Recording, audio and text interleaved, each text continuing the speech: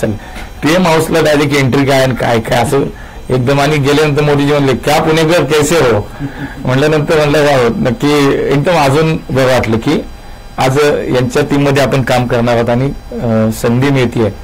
खूप बरं वाटलं. शपथविधी घेताना सुद्धा ते एक दडपण होतं आणि शेवटून 3रा नंबर होता. त्यामुळे ते एक दडपण होता आणि कधीतरी संपला होता तर पाठ करून करून चुकायला लागलो बहुतेक. हातात होतं माझ्या शपथ ती घ्यायची. आता ते पाठ तरी किती वेळा म्हणलं पाठ एखादी सही आपण सारख्या मारत बसलं की चुकते शेवटी शेवटी. तसं ते पाठ करता करता शब्द चुकायला लागले का असा संशय लागला. म्हणलं ते किसतच ठेवून दिलं. आणि तो एक वेगळा आयुष्यातला क्षण होता की या सगळ्या प्रवासामध्ये खूप माझ्या नेत्यांनी माझ्या पक्षाने मला संधी दिली. आणि विशेष मी पुणेकरांना धन्यवाद देईन. पुणेकरांचा हा सन्मान यासाठी म्हणेन की विठ्ठलराव गाडगिळानंतर पुण्यातून लोकसभेचा खासदार निवडून गेलेला मंत्री हे 40 वर्षानंतर घडते. म्हणून मला असं वाटतं प्रत्येक पुणेकराचा सन्मान आहे. प्रत्येक पुणेकराला हा मान आहे की ते आता मंत्री झालाय. आणि म्हणून स्वाभाविकपणे पुणेकरांच्या आता अपेक्षाही वाढल्यात. कामही खूप करायचंय. 2 खाती जेव्हा मिळाली तेव्हा सिव्हिल एव्हिएशन आणि सहकार खातं.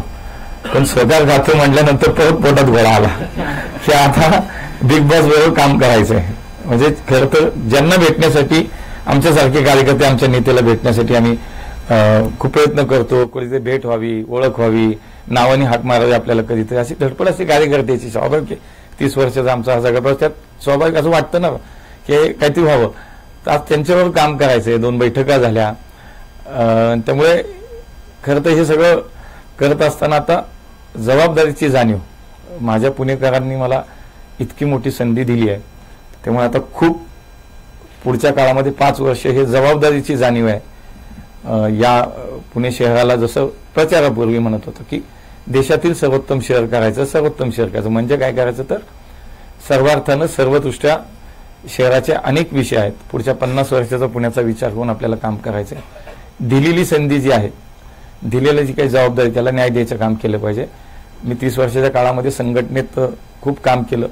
वॉर्डचा अध्यक्षपासून मी आज महाराष्ट्राचा पक्षाचा सरचिटणीस म्हणून वॉर्ड अध्यक्ष, शहराचा विधानसभेचा अध्यक्ष, शहराचा युवक अध्यक्ष, शहराचा सरचिटणीस असं खूप संघटनेतही काम